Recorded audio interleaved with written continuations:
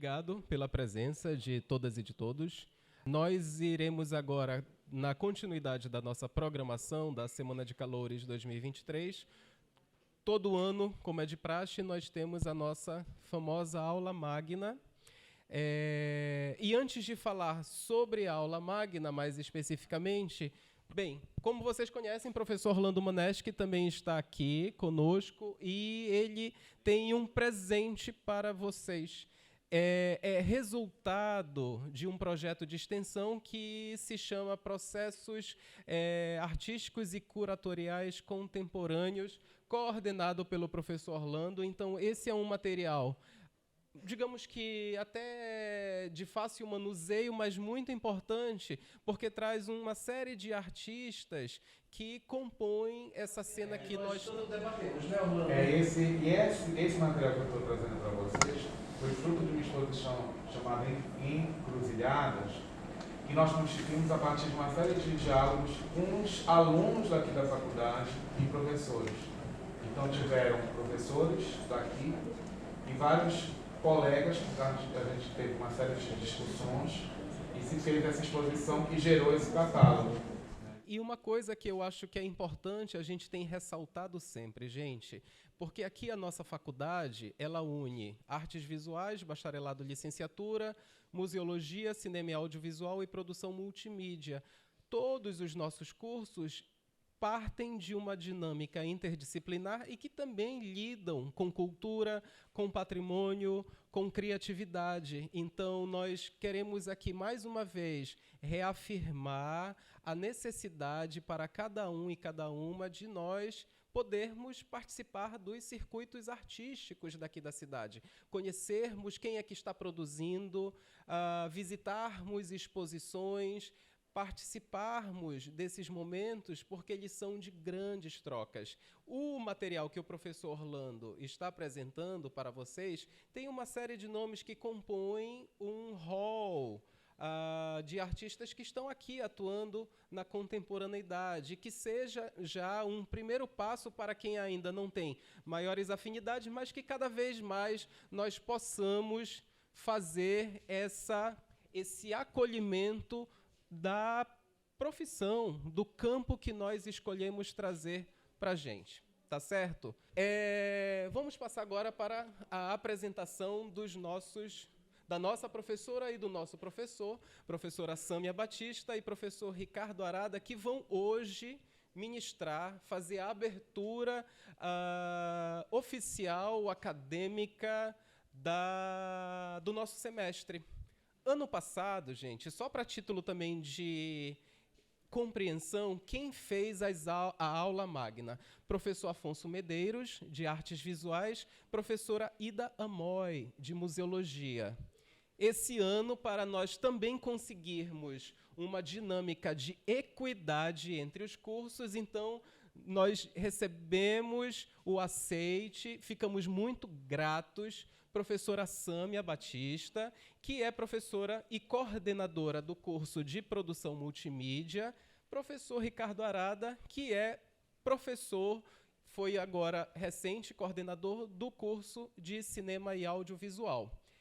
A conferência, a aula magna, ela se chama Outras Amazônias, então aqui é uma partilha, na realidade, de alguns aspectos sobre as pesquisas nas quais os nossos professores estão envolvidos. E aí eu gostaria de chamar a atenção para dois casos. Primeiro, professor Arada, ele foi o ganhador do prêmio de tese Benedito Nunes, agora, edição 2022, que é o prêmio da melhor tese de doutorado da UFPA. Aqui na faculdade nós temos 3 prêmios Benedito Nunes, 3 pessoas já ganharam o prêmio de melhor tese de doutorado na UFPA e 3 premiações seguidas. Arada, agora o último, o antepenúltimo, professor Walter Schille, do Colegiado de Multimídia, e o antepenúltimo fui eu, de Artes Visuais. Então, só para a gente saber como é que acontece essa dinâmica. É uma honra ter o Arada, nosso premiado, e professora Sâmia, não diferente, também é premiada. Ela foi finalista do Prêmio Jabuti. E, enfim, é um negócio muito bacana. Nós já tivemos aqui, na Faculdade de Artes Visuais, também ganhador do Prêmio Jabuti, egresso nosso, o Gidalt Moura, pelo quadrinho Castanha do Pará. A professora Sâmia, ela foi finalista, juntamente com o professor Cássio Tavernar, pelo projeto Letras que Flutuam. E aí a professora ela vai poder falar um pouquinho mais, se debruçar sobre esse lindo projeto e sobre esse lindo material editorial. E aí eu acredito que, como o tempo, a memória, o fazer vão pautar tanto a fala da professora Sâmia quanto a fala do professor Arada, eu espero que vocês aproveitem e tenham uma ótima aula magna e conferência de abertura. Gente, muito obrigado pelo aceite e é com vocês a fala.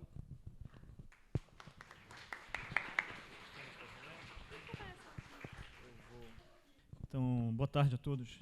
Só marcar meu tempo aqui.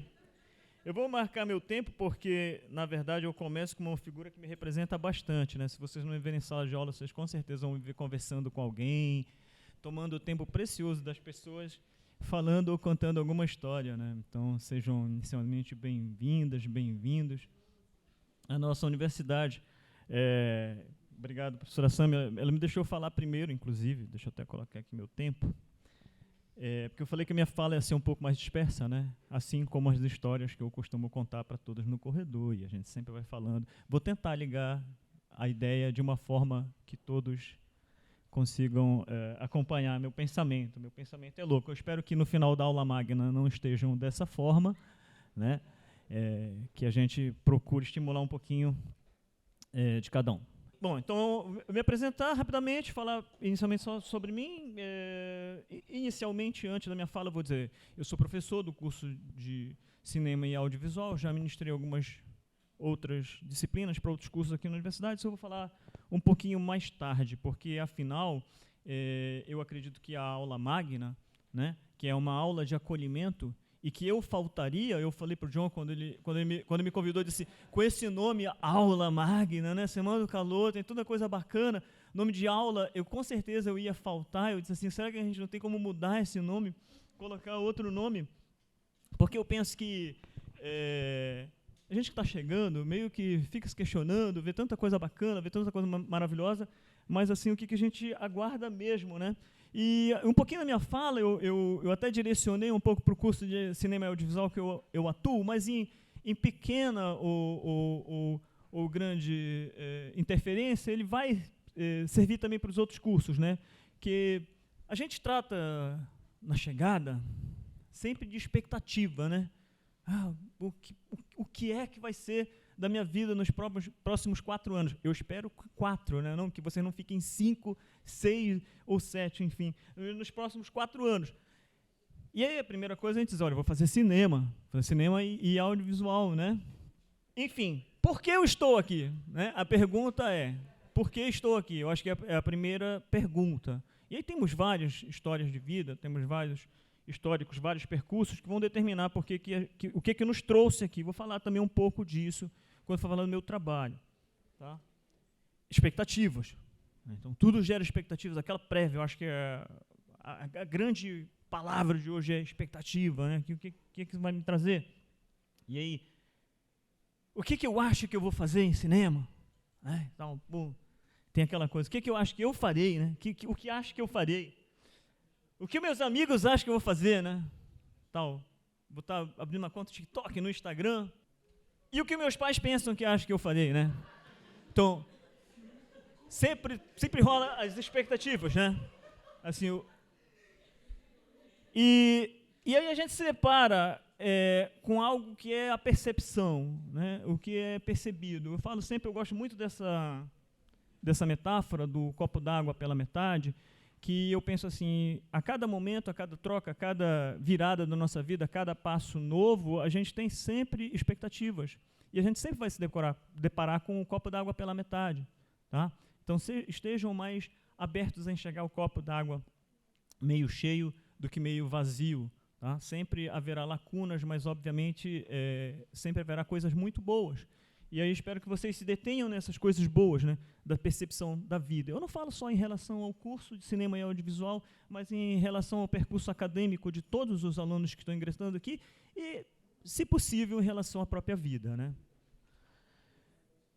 Porque, assim, as pessoas, quando entram aqui nos primeiros anos, eles já pensam assim, o que eu acho que eu faço, né? É aquela coisa, mão na massa, tá ali, aí dá aula e fica fazendo aquela coisa. E o que meus amigos acham que eu faço depois que eu entro no curso de cinema, né? E o que meus pais acham que eu faço quando eu estou fazendo cinema, né? Então, se preparem para fazer muito isso, né? Ficar editando até... E a realidade? E aí eu coloco realidade porque é justamente a questão, né? A realidade, ela tem muito fruto da percepção. Se você enxergar seu copo d'água cheio pela metade, você vai ter uma realidade. Se você enxergar seu copo cheio pela metade, ele vai ter outra, né? Vazio ou cheio, enfim. Então, o que eu realmente faço, né? Enquanto aluno, enquanto acadêmico, o que vai ser permitido eu fazer? Isso vocês é que vão definir. O percurso acadêmico, o percurso de vida, é você que vai se permitir construir e montar a sua realidade. É meio Matrix, daqui a pouco eu vou falar sobre isso também. O que eu realmente faço, né? Então, assim, qual é a percepção? O que eu vou fazer? Que uso eu vou fazer daquilo que eu vou receber e dar também? Isso também eu vou falar um pouquinho daqui a pouco. Vocês viram que a minha fala é um pouco confusa, né? E o que eu realmente faço também, né? De alguma maneira, eu também vou fazer o que os meus amigos esperam que eu faça, né? Vamos voltar para a questão da universidade. Eu coloco ali universidade. E a gente recebendo assim, alunos da universidade, alguns já egressos de outros cursos, mas assim, universidade. Hoje nós temos uma comunidade acadêmica de mais de 60 mil alunos, isso aí é coisa de número. Nós temos mais de 37 mil alunos só nos cursos de graduação, tá? Portanto, nós somos a maior do Norte, e me arrisco a dizer que nós somos a maior da Amazônia. Em algum momento da nossa história, nós passamos em número de alunos da UFRJ, que é a maior do Brasil. Por quê? Porque nós somos uma universidade que é multicamp. A gente tem aqui campus no interior, e Belém é só uma parte disso. Tá? E por que eu estou falando de universidade? Principalmente porque eu vou usar muito da palavra universal e de universalidade. Tá? Que é... porque eu estou aqui. Eu volto à pergunta. Não venho para dar uma resposta para vocês, mas sim para questioná-los. Por que eu estou aqui? O que é que me movimenta? O que é que me trouxe aqui, né? O que é que me fez escolher a universidade, né? E aí tem um ursinho puff aí. Eu acho que muita gente veio, inclusive, né? Ontem meio que engatou. Não veio. E aí ficou nessa situação. Eu vim para adquirir conhecimento? Quem é que veio para adquirir conhecimento? Quem veio para aprender alguma coisa? Quem veio para conseguir um diploma? Vocês sabem que conhecimento hoje basta googlar, né? Você clica lá no Google, pergunta, ele vai aprender, você pode ser autodidata, né? E diploma... que eu saiba, todo mundo diz que o Silvio Santos não tem diploma, né? Então, eu retorno à pergunta, por que vocês estão aqui? Isso aí é uma parte do campo de estudo que eu trabalho, que é quadrinhos, é um quadrinho chamado Desaplanar. E ele fala muito do sistema de ensino que a gente tem hoje, que é do enquadramento, né? De você gerar uma receita e essa receita é despejada, tornando as pessoas ali matrizes, que é a questão do ensino-aprendizagem. Eu vim para aprender. Então, mas aprender eu posso fazer isso em casa. Eu vim para adquirir conhecimento. Já está aí o chat GPT, pergunta para ele. Ele só não vai te dar da loteria, eu já perguntei. Ele não dá o nome da loteria. Ele me recomenda, inclusive, a não jogar. Né? Mas ele está aí, então, o nosso conhecimento. Então, de fato, o que a gente veio fazer aqui? Nós viemos conhecer pessoas. Tá?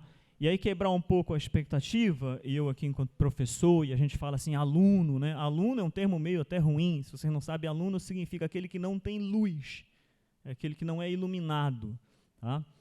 É óbvio que a gente não vai entrar nessas loucuras e tal, mas enfim, vocês estão aqui para interação, vocês estão aqui para troca de saberes.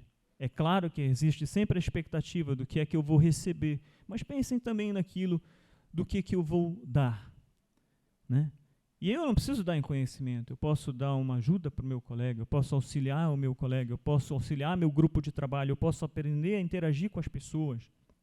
E eu acredito que, sobretudo, o estar na universidade, estar num espaço de universalidade, ele permite, de forma ímpar, essa troca. Por quê?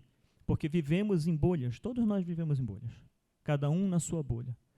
E hoje, cada vez as bolhas se tocam menos. Né? Fisicamente, que nós sofremos um período de distanciamento grande, e intelectualmente. As bolhas não se permitem tocar. E nós estamos num espaço que, a princípio, é universal. O princípio dele é ser universal. Então, nós estamos aqui por conta das pessoas, nós estamos aqui para trocar saberes, nós estamos aqui para interagir. Tá? E para adquirir, claro, algum conhecimento. E que tipo de conhecimento que a gente vai adquirir aqui dentro?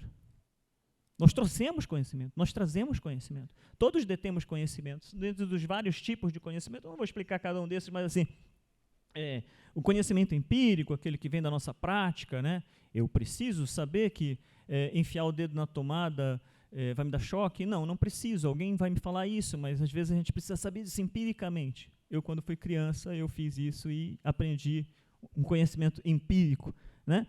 E em última instância, aquele conhecimento que a gente busca, que é o conhecimento científico. A gente está aqui dentro para troca de saberes, a gente está aqui para promover o conhecimento científico, né, dentro da universidade, a princípio. Mas a gente não pode descartar nenhum desses outros aqui. A gente precisa, todos são importantes. Desde aquele que diz assim, olha, chá de casca de banana é bom para alguma coisa, que é um conhecimento tácito, a gente chama assim, que são conhecimentos inquestionáveis, né? Eles são necessários na nossa vida, para nos moldar, tá? Para que a gente nos permita gerar o nosso próprio pensamento. Por isso que eu falo que a questão de vir adquirir conhecimento, talvez esse pensamento seja um pouco perigoso, porque vocês não chegam vazios. Vocês não precisam que seja dado opiniões para vocês seguirem. Vocês não precisam ser enquadrados. Mas vocês precisam ouvir as diferentes opiniões para serem capazes de tecer as suas próprias opiniões. Isso daí é muito importante. E eu acho que é isso que vai nos dar. Porque eu coloco assim, olha, não existe uma verdade científica formulada. De fato, ela não existe. Porque as hipóteses estão sempre em evolução, e eu ouso dizer até que nem sempre em evolução, às vezes em retrocesso, mas sim em movimento. A gente está sempre mudando o nosso pensamento no decorrer da vida, graças a Deus, porque senão ainda estaria de fralda, né? Então, todos nós vamos mudando o nosso pensamento, adquirindo novos conhecimentos e mudando. Então, quanto a expectativa de vocês, eu convido vocês agora na universidade a não ir buscar conhecimento, mas investigar, questionar, pensar. Não aceitem dogmas, não aceitem tudo sem pensar, sem investigar. Tá? Nós, professores, também somos falíveis. Nós também temos uma ponta de visão, nós não temos uma visão holística. Quem dera que a gente soubesse tudo. E obviamente, todos nós participamos de bolhas que podem ser diferentes. Então, gerem suas opiniões. Sejam capazes de gerar suas opiniões. Não repliquem opiniões. Gerem as opiniões de vocês. E vivam a universidade. O que é viver a universidade? Eu digo assim, a escolha da federal ela é muito interessante, porque quando você vai para uma faculdade, você está comprando ali um roteiro. O que é aquele roteiro? Eu vou fazer aquela disciplina, e aí no final do curso eu vou ter meu diploma. É quase um consórcio. Né? Vou pagar ali, aí vou pagar minhas prestações em dia, e no final do dia terei meu diploma. A universidade, vocês viram ali, 37 mil pessoas, com conhecimentos absurdamente diversos. Eu sou aluno de artes visuais, mas eu gostaria de fazer anatomia. Por quê? Porque Da Vinci foi lá e ele teve a oportunidade de cortar uns cadáveres. Nada tão muito mórbido, né? Mas eu posso ter aula de anatomia e aprender a estudar, a representar os músculos de forma adequada. Isso se estende a várias outras coisas, né? Até a própria computação gráfica que eu vou trabalhar, como é que se dá esse movimento. Eu vou lá com o pessoal de ergonomia, né? Vou pensar em tudo isso. Então, pensar de uma forma bem ampla a universidade. Isso é possível? é possível. Você pode fazer como ouvinte, você pode fazer como optativa. Algumas disciplinas elas são ofertadas em outros cursos de forma optativa. Você pode conversar com o docente e os professores são muito abertos nesse sentido. Geralmente os professores que têm paixão, principalmente pela sua área de conhecimento, ele quer falar sobre aquilo, né? Ele tende a ser o Forrest Gump, ele tende a contar histórias e tudo, e aí ele vai, com certeza, te abraçar como ouvinte, pelo menos. Então, o conhecimento está aí. Que conhecimento? Um conhecimento universal, né? Que você tem aqui dentro, sobre tudo, sobre tudo. Eu vou fazer um documentário sobre primatas, sobre macacos. Você vai lá na bio, vai ter alguém que vai te falar horas sobre, sentar com você e te convidar para assistir a disciplina dele. Tá? Então, universidade, como eu falei, é um conhecimento universal. Nós temos 572 cursos de graduação na universidade. Só de graduação. Eu não me detive na pós, porque afinal vocês estão chegando agora. Então, isso, local, contando na plataforma do Parfor, tá? E ensino à distância também. 98 cursos de graduação só em Belém. Tá? Então, o conhecimento está aí. Eu vim buscá-lo? Não, mas eu vou trocar. Eu vou levar algo e vou receber algo. Então, sempre funciona dessa forma. Eu não vou lá só para... Tá? E, obviamente, essa universalidade de ideias, de pensares, de pessoas, ela vai gerar uma diversidade, que é uma coisa que se fala muito hoje. E que e eu vou tentar fazer a ligação para a Amazônia agora. Que a gente vive num lugar onde a gente tem a maior diversidade. A gente tem a maior diversidade de quê? De vida, de pessoas, de mundos, eu falo. Por que de mundos? Porque nós precisamos abraçar também a diversidade de ideias. Se a gente só olha numa lente, a gente sempre vai enxergar o mundo sob aquela lente. Tá? Se permitam, pelo menos, olhar. Quando eu falo olhar, não é dizer assim, aceitar cegamente.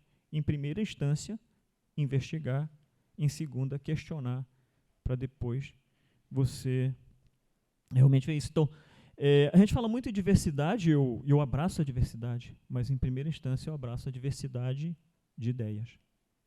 Porque ideias geram todas as outras coisas. E todos os mundos possíveis. Eu trouxe aqui um outro filme que eu gosto muito, que é A Aventura de Pi, eu não sei se vocês conhecem, né? E que o final, outro dia eu estava até conversando com a professora, o final ele é muito... Ele representa muito para mim, porque... Eu não sei, quem não assistiu, ele faz duas narrativas de uma história, ele recebe uma outra narrativa, que é sobre a sobrevivência dele no barco com o tigre, e ele pergunta para a pessoa, ele diz, olha, você tem essa narrativa e a que eu te contei sobre a minha vida, qual é que você prefere acreditar? Tá? Então, assim, nada esquizofrênico, obviamente, mas vocês vão contar a vida de vocês. Vocês é que vão determinar a vida de vocês. Não só acadêmica, eu volto a dizer, não só aqui dentro da universidade, mas lá fora também. Então, a narrativa de vida, vocês é que vão criar. Vocês é que vão gerar esses passos. Tá? É engraçado, é um pouco um choque, né? Quer dizer assim, e agora? Agora eu sou responsável por mim mesmo e tal. No fundo, a gente sempre foi. Tá? É que a gente vai tomando consciência aos poucos. Mas, assim, no final, você vai fazer a tua narrativa de vida. Porque essa narrativa de mundo, essa narrativa de multiplicidade, é onde eu gero o meu trabalho. Tá? Eu parto daí para gerar o meu trabalho. Meu trabalho é uma tese de doutorado, mas eu fiz na linguagem de quadrinhos, então ele é um quadrinho, e eu desenvolvi dentro de um contexto de Amazônia, dentro de um contexto de uma história muito específica, que é da minha família, e de um grupo muito específico, que são de imigrantes japoneses. Eu não sei se deu para perceber que eu sou descendente de japonês, né? Enfim. Mas é isso. E aí ela é uma tese dentro da linha de poéticas e processos de atuação em artes, ou seja, ela é uma atuação, é uma performance e é uma experimentação artística ao mesmo tempo. Na qual eu desenvolvi um memorial também. Então, na verdade, eu fiz 2 tomos da minha tese. Eu optei por fazer as 2 coisas. Bastava eu ter feito a performática, mas eu preferi escrever explicando, porque De repente, a minha cabeça é muito louca e tinha muita coisa para ser estava subentendida ali, né? Falo um pouco de história, porque eu vou buscar a história desde da vinda do meu avô. O que conta isso, né? A vinda do meu avô para cá, de um grupo específico, e aí eu vou fazer toda uma pesquisa histórica, documental. Então eu navego por uma camada que é a história, que não era a minha área, mas que eu abracei aquilo, assim, era um conhecimento que estava aqui dentro da universidade e que me encantou, que naquele momento me fez, pô, que legal isso aí.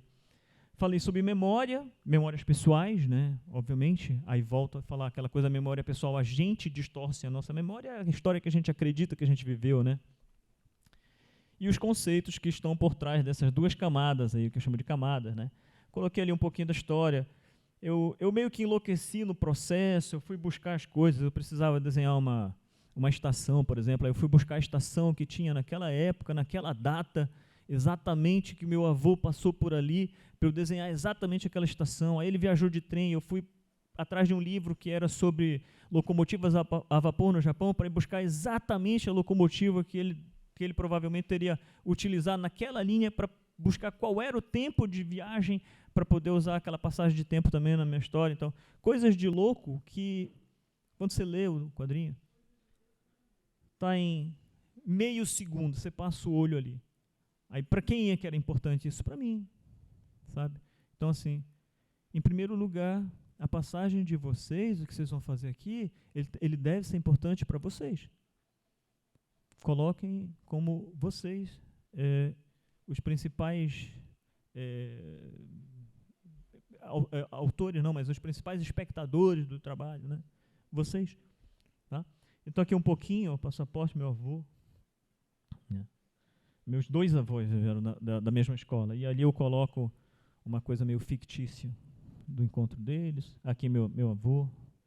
Uau, eu devia censurar aquela foto, né? Só de roupinha de sumô ali. Mas assim, o meu avô é aquele da ponta lá. Meu cabelo é parecido com o dele, só que eu estou usando gel. Aí ele baixou, mas é assim. E aí vocês veem aqui, olha, que é uma sala de aula, eles estão aprendendo sobre a Amazônia, tá? E depois eu coloco isso no quadrinho, né? A visão que eles tinham de Amazônia era uma coisa meio jungle e tal. Ele achava que ele ia encontrar elefante, gorila aqui, tudo. E eu volto a dizer assim, são coisas que a gente, quando está entrando num território novo, a gente sempre pensa, né? Uau, vou encontrar isso e tudo mais, né? Vou me deparar com isso. Ele não se decepcionou, não. Ele ficou feliz de não ter encontrado o gorila, tá? E aqui vários aspectos, várias passagens da guerra, né? Meus avós foram bastante perseguidos, porque eles vieram no pré-guerra, e aí o Japão, como fazia parte dos países do eixo, eles foram bastante perseguidos mesmo. Eu tive um avô que foi preso, o outro ele foi assassinado, mas assim, não que isso faça parte do contexto da história, porque eu consigo tirar algo positivo disso, e aí é aquela coisa do copo cheio pela metade, né?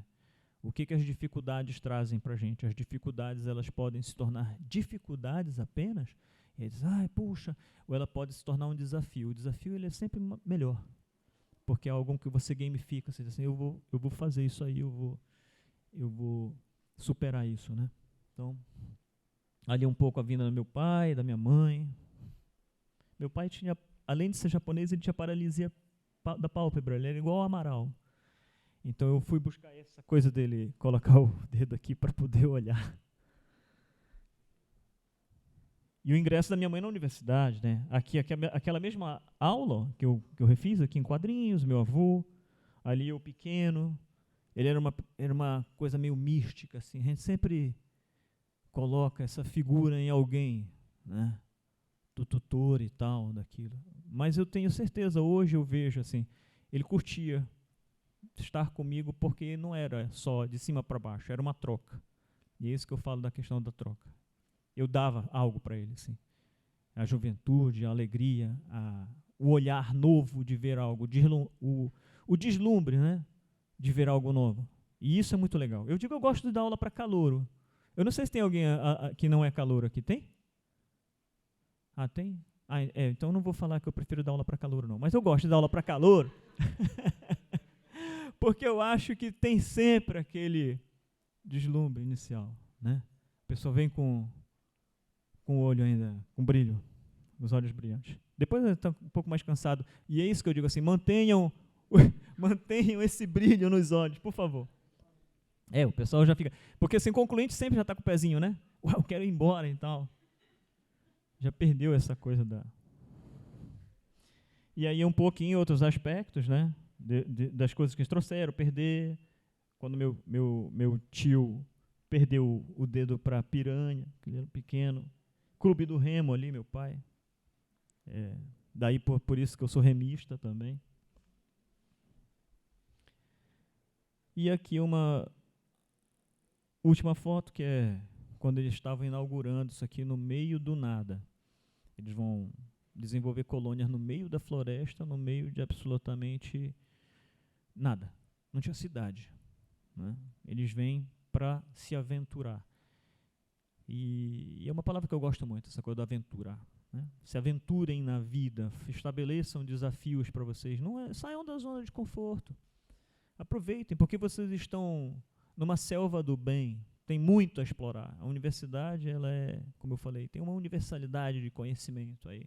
Façam os seus safaris, né? Estabeleçam metas, sim, mas ousem, né? Ousem, sobretudo, a navegar fora das próprias bolhas, né? Fora da sua zona de conforto. É muito bom estar na zona de conforto. É muito bom. Mas se desafiar é isso. É ouvir aquela pessoa que eu não gosto do que ela fala e, de repente, contribuir para que ela acorde. Trocar saberes. Porque se eu não a ouço, eu não posso falar. E se eu não falo, aquela pessoa vai ficar sempre do jeito que está, né? Aqui também a mesma coisa. Enfim.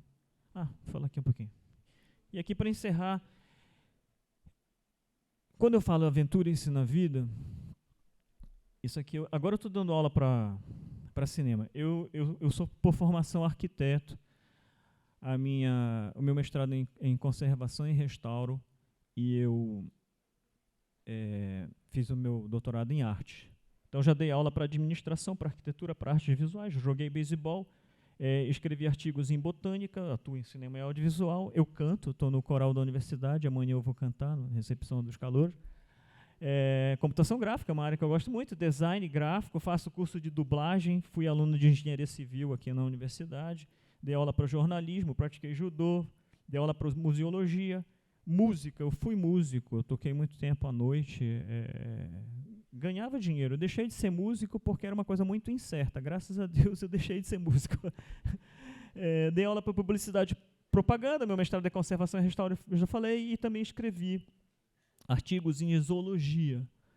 E aí não coloquei aí, mas eu estou construindo um puppet. Eu estou fazendo uma coisa nova. É um marionete, um fantoche. Eu estou construindo um puppet. Então são coisas assim. Eu não tenho tempo para nada. Está aqui a professora Aida, que hoje até escreveu um zap me cobrando. E eu prometi que eu entregaria um relatório para ela. Eu geralmente faço as coisas de hoje para amanhã, né? A professora Sam me perguntou, ontem, né? Anteontem, fez os teus slides? Eu disse, não, ainda não pensei ainda. Eu vou assistir primeiro o último capítulo do The Last of Us, aí depois eu penso o que eu vou fazer. Então, essa coisa do desafio, né, no dia a dia. Eu retorno com a minha primeira fala. Sim, sobre o meu trabalho, desculpa, eu acabei não trazendo, porque ele não é físico. Ele ganhou o prêmio e agora prometeram que seria físico, mas, a princípio, ele está digital na Amazon, tá? No Kindle da Amazon e no Social Comics também, quem tem plataforma de Social Comics. Eu devo abrir ele, aproveitando, ou amanhã e depois, eu vou deixar aberto no Kindle, aí quem tiver interesse pode baixar gratuitamente, amanhã e depois, tá bom? Eu acho que é isso, sejam bem-vindas novamente, bem-vindos, professor. Não, e só mencionar também para as pessoas que tiverem interesse no próprio memorial, o memorial está disponível para download no site da UFPA. Só botar Ricardo Arada, tese de doutorado no Google, que vocês chegam também para ler todo o processo de produção, até porque o Arada não fala, mas ele também é poeta, e o texto ele é realmente muito bonito na sua organização poética. Obrigado, professor, obrigado. E aí, novamente, sejam bem-vindas, sejam bem-vindos. Eu falo sempre uma frase no meu primeiro dia de aula, que é para o meu aluno, que é o seguinte: obrigado pelo tempo de vocês.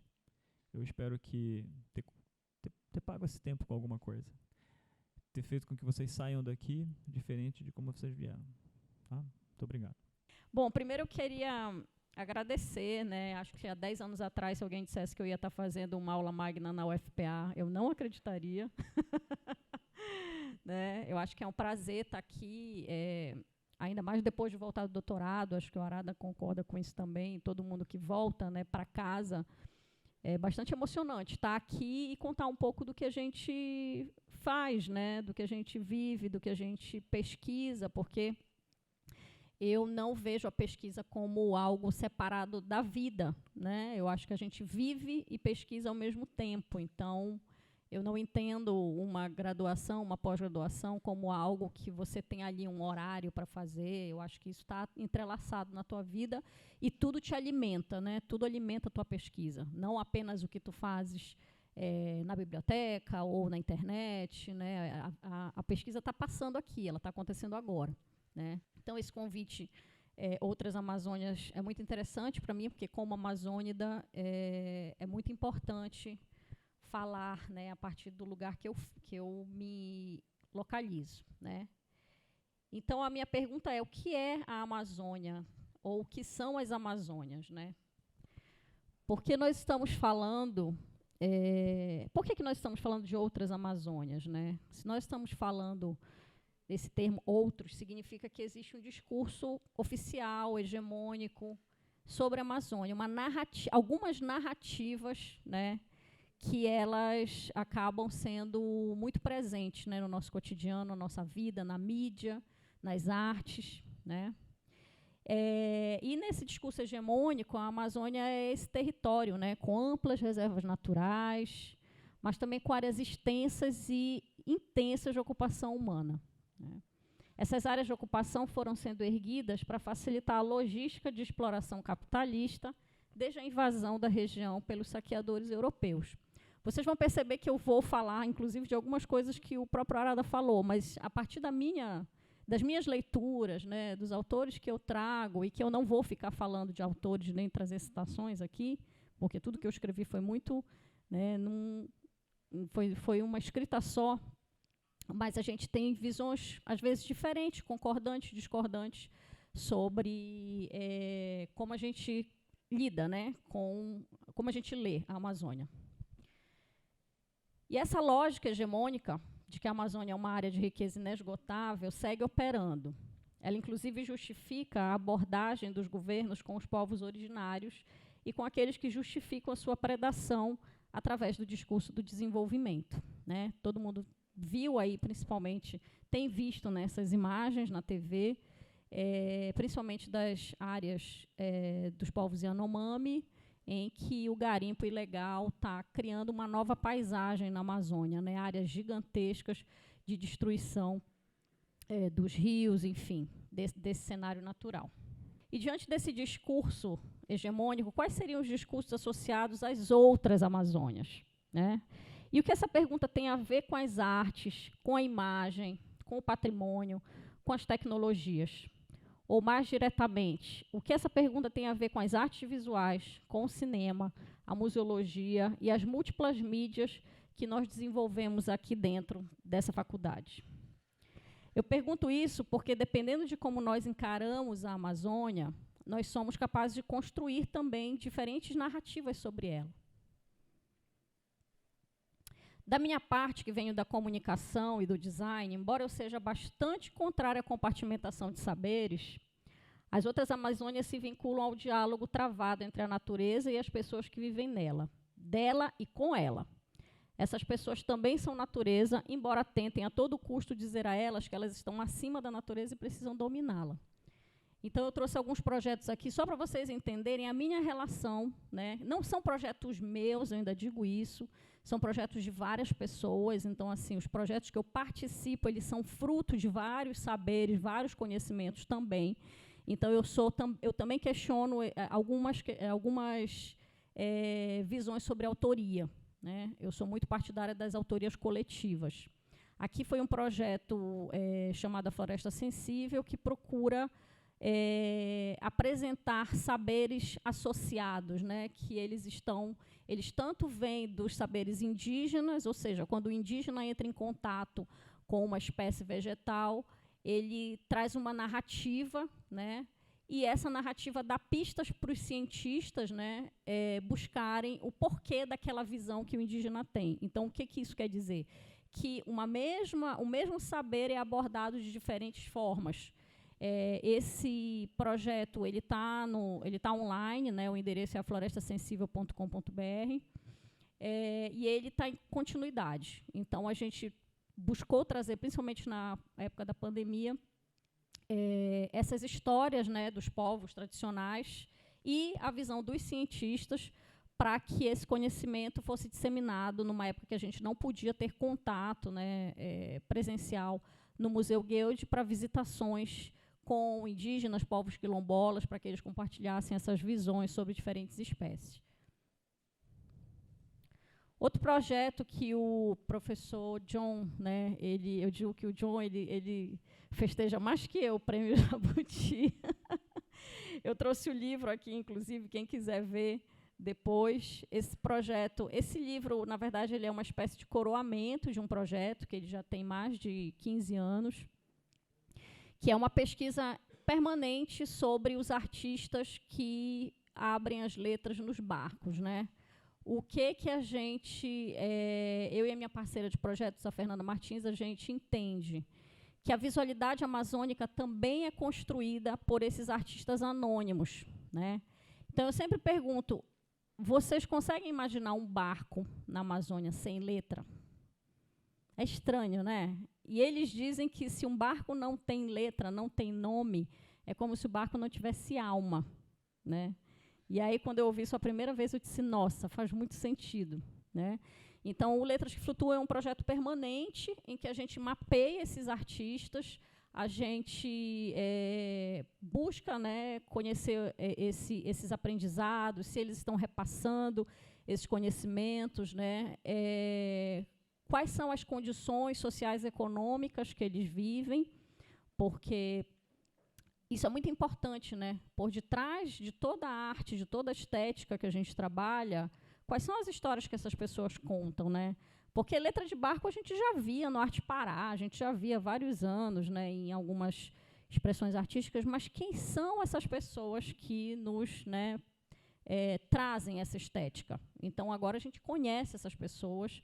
Nós temos um grupo bem coeso, às vezes tem umas briguinhas, mas a gente tem buscado formas de fazer com que eles consigam preservar essa arte, sendo, de alguma forma, conseguindo aplicar elas, enfim, economicamente, para que eles tenham geração de renda. E aí, com Letras que Flutuam, a gente também faz atividade de capacitação para que esse saber seja repassado para os mais jovens, né? Isso é um grande problema de muitas tradições na Amazônia, que a juventude não quer mais aprender, né? Ou, às vezes, ela é destituída mesmo dessa oportunidade de aprendizado, né? Como, em alguns casos, na época que eu fiz o trabalho com as herveiras, que eu vou mostrar aqui, as herveiras do Ver o Peso não podiam mais levar os seus netos, né, para o trabalho. Por quê? Para não caracterizar trabalho infantil, mas essa era aquela oportunidade da criança ter contato com a tradição. Então, no momento que as herveiras pararam de levar os seus netos, esse saber foi cortado, as crianças pararam de aprender. Então, assim, tem várias questões aí nos conhecimentos tradicionais que elas são sensíveis.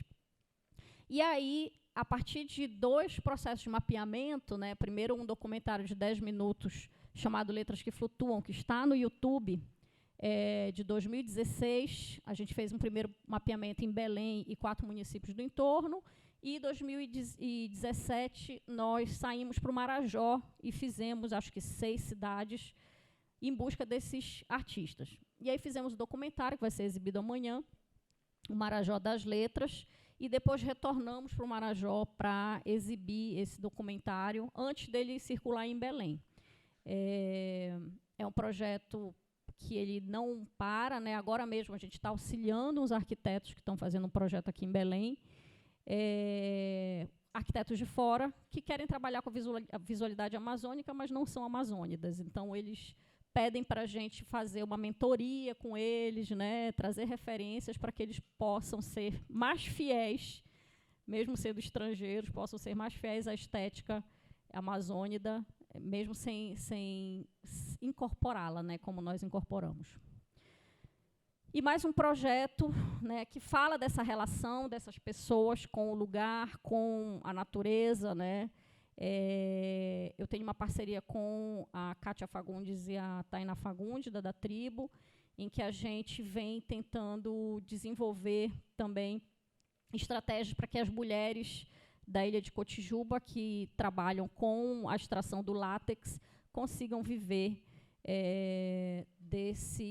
da preservação dessa floresta, né? Não precisem desmatar, lotear a floresta para que elas tenham alguma renda. Então, a gente tem conseguido trabalhar para que o látex seja valorizado e que elas possam sobreviver criativamente, né? A partir da venda de acessórios e de tecidos emborrachados. Então, assim, essa coisa da moda sustentável também, isso é uma nova fronteira, né? Então, a da tribo está bem alinhada com esses novos discursos. E aí, a gente pode falar que essas pessoas, de certa forma, elas estão na periferia do capitalismo, né? Elas estão tentando sobreviver de um sistema que organiza a vida a partir da relação de centro e periferia, né?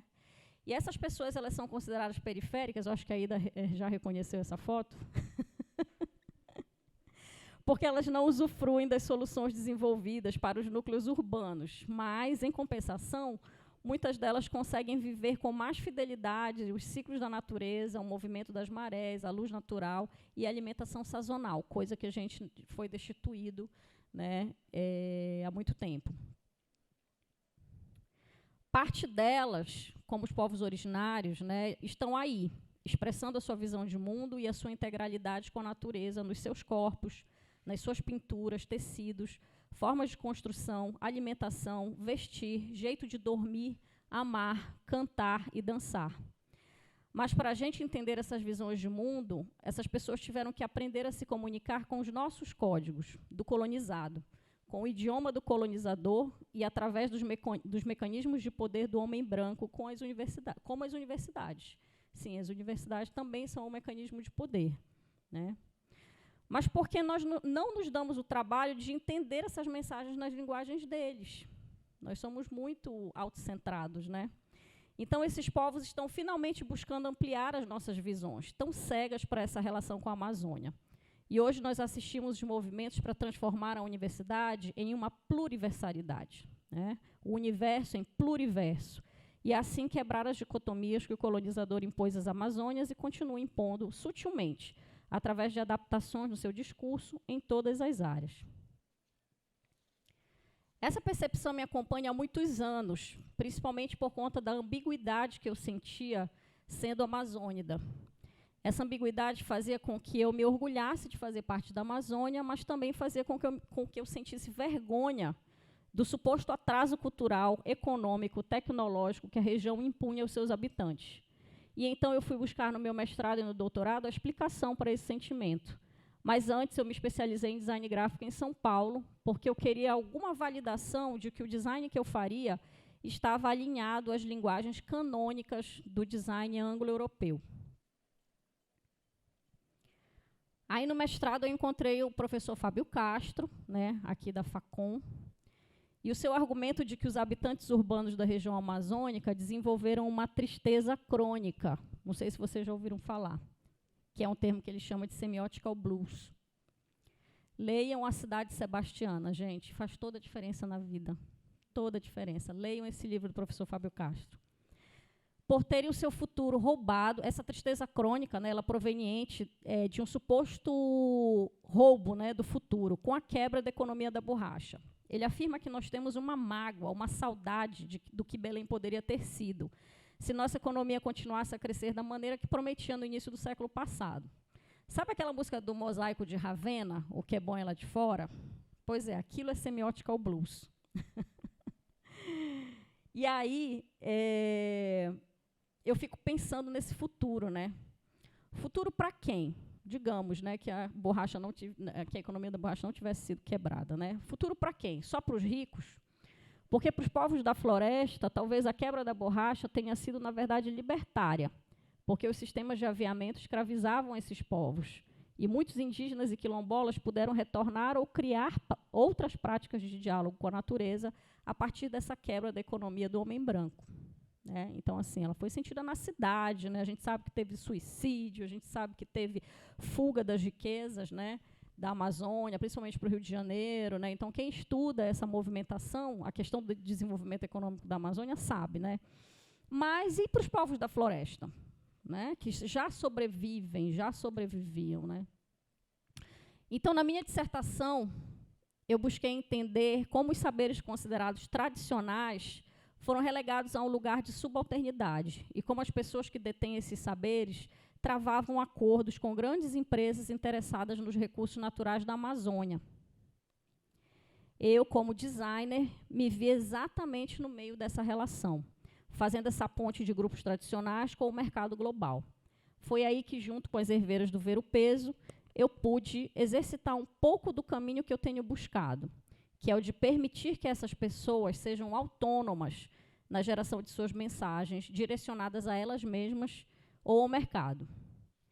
Com as herveiras, eu participei do desenvolvimento de uma abordagem participativa de design, pela qual esses grupos tinham um processo de reflexão que culmina numa representação gráfica.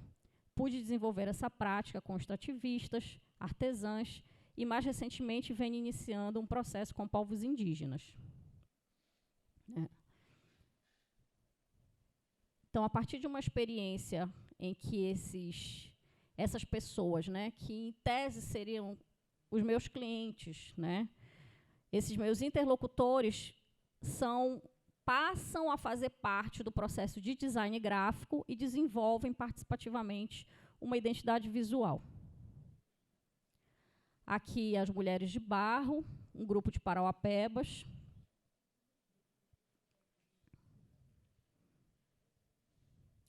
E um grupo de artesãs do Capão Redondo, em São Paulo, trabalham com reciclagem de banner.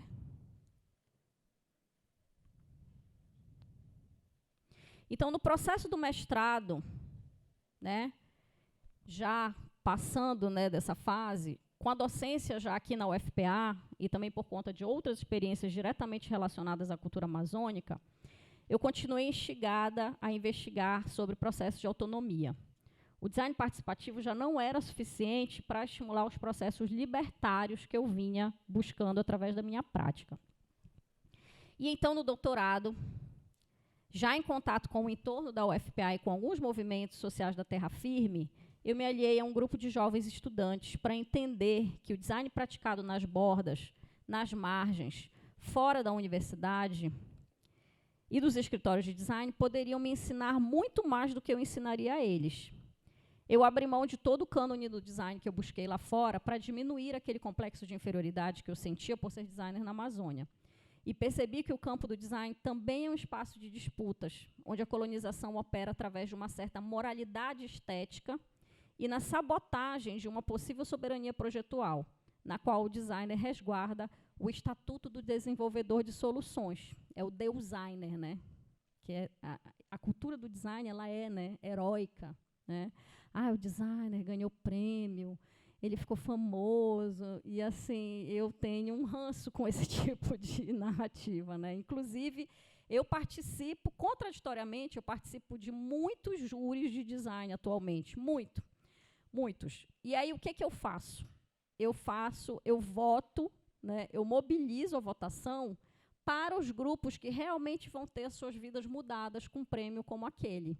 Eu não valido genialidade de designer que já é famoso, que já é rico, né? O que eu faço?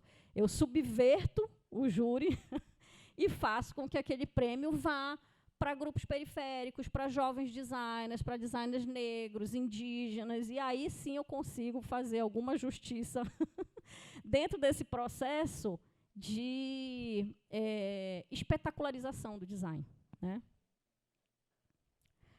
E então, daí eu percebi, né, que precisava me engajar nas lutas dos grupos oprimidos com os quais eu me relacionava, e não acreditar que eu poderia solucionar as suas opressões por meio do design. Quanta ingenuidade, né?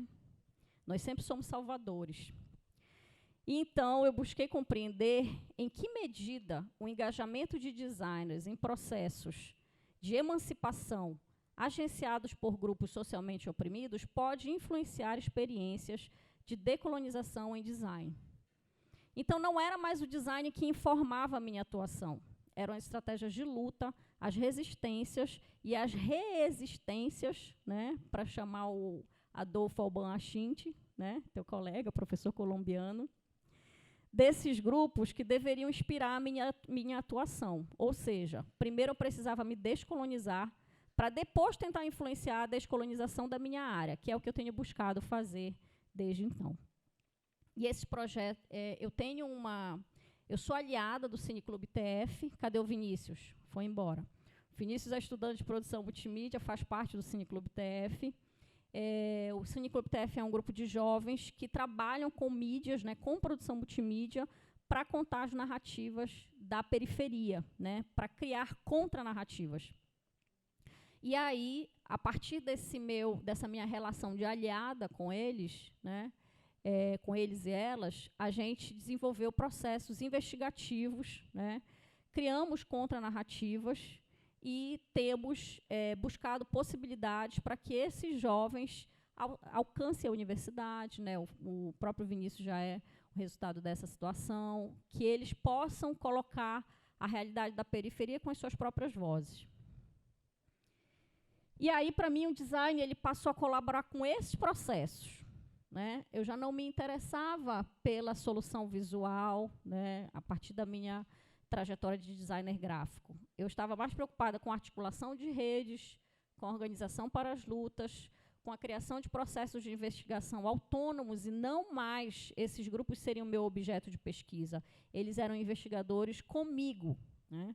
E, a partir daí, a produção de contranarrativas. E uma das formas de seguir como aliada desses grupos, né, alijados da sua soberania projetual, também outra forma é a de refletir, que eu tenho, né, empreendido, é de refletir com meus pares através da rede Design e Opressão. Tá? Esse é o nosso canal no YouTube. Nós somos um grupo de pesquisadores que se conheceram na época da pandemia, e nós estávamos muito angustiados com a situação que o Brasil estava passando naquela época, a nossa responsabilidade como professores, designers, etc., e passamos a criar conteúdo, estudar e criar conteúdo sobre o pensamento crítico, né? Então, nós temos, por exemplo, lives sobre o que Paulo Freire tem a ver com design, o que Frantz Fanon tem a ver com design, Bell Hooks, Augusto Boal e outros autores que costumeiramente não são utilizados como referências no design, ou quando são transformados em... O discurso é instrumentalizado, né? Como, por exemplo, Paulo Freire, que é trazido para o design participativo, como é aproximado do design thinking. Oi, não tem nada a ver, entendeu? Então, a gente vem discutindo que esses autores eles precisam ser incorporados por uma classe de profissionais que é muito elitista, né, que é, na maioria, branca. Então, a gente está se repensando e influenciando as universidades que a gente vem participando. Acessem o canal e o nosso site, designopressão.org, e ativem o sininho. Mentira, gente, o conteúdo está parado. Mas, de vez em quando, a gente dá curso, inclusive já demos um curso internacional, que foi muito legal. Por quê? Porque a gente percebe que as mesmas situações, as mesmas angústias que a gente vive aqui no Brasil, um designer lá na Malásia vive também, uma designer negra nos Estados Unidos vive também. Então, foi muito bacana por causa disso. Mas aí a gente está organizando o curso em português. Tá? Nós temos buscado desenvolver contranarrativas em design, seja através da reflexão sobre a atuação de designers de diferentes partes do Brasil, seja questionando os cânones dos papas do design que informam os nossos planos de ensino. Por exemplo, um exemplo básico, né? Eu tenho um artigo com a Bibiana Serpa, que é a minha parceira, né, de escrita, e o nosso artigo mais lido é um que se chama Empatia e versus Solidariedade. Por quê? Porque na teoria do design centrado no usuário, né, o que se coloca, né?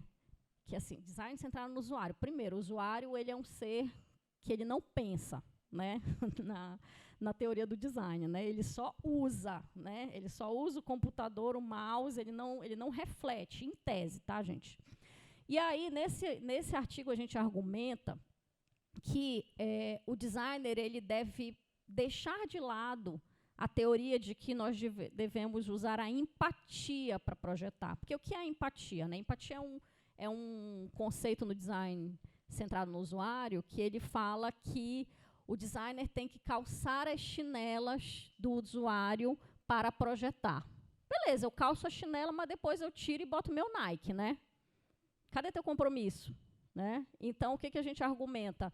Que, na verdade, para o design se transformar, ele não tem que ter essa relação de que o usuário é apenas uma fonte de dados. Ele tem que se engajar naquele problema de fato, politicamente, inclusive. Então, a gente traz o conceito de solidariedade do Paulo Freire e a gente prega que é preciso começar a questionar esses conceitos, que já são muito tradicionais na nossa área, e trazer conceitos mais comprometidos, né, politicamente e socialmente. E aí, só para encerrar, eu me pergunto, né, que contranarrativas, a partir de tudo isso que eu falei, né, eu pergunto, que contranarrativas nós temos criado a partir das nossas vivências e áreas de aprendizado e atuação? As minhas ideias, os meus projetos são a favor do reforço da hegemonia ou são contra-hegemônicos? São concordantes com a necropolítica ou estão a favor da vida? São embasados em inteligências coletivas ou ainda perseguem o ideal da genialidade individual? Né? A partir do olhar da arte, da museologia, do cinema, da produção multimídia, como eu sou transformado pelo contexto em que eu vivo? E como isso interfere na reafirmação de outras Amazônias? Né? Eu deixo essa pergunta para vocês que estão entrando na UFPA. Pode ser uma pergunta que pode guiar, inclusive, os 4, ou 3, 4, 5, 6 anos, vocês vão ficar por aqui. Espero que não, espero que todo mundo acabe rapidinho. Mas pode ser uma pergunta que possa guiar essa presença de vocês aqui na UFPA. Por quê? Porque a gente precisa das narrativas que vocês trazem para dentro da UFPA. Nós aqui temos as nossas vidas, temos os nossas pesquisas, mas vocês também alimentam as nossas vidas e as nossas pesquisas. Então, o que vocês... Fiquem atentos, né, às narrativas que vocês estão, como o Arada falou, né, acreditando ou questionando. Né? Estão respondendo contrariamente a elas, quando elas não são justas, quando elas não são adequadas, né, para a Amazônia. E aí eu deixo essa pergunta para vocês, porque eu sou defensora do diálogo, do conhecimento produzido coletivamente e praticante do amor como ação, e não apenas como um sentimento, como defendia Bell Hooks. Obrigada.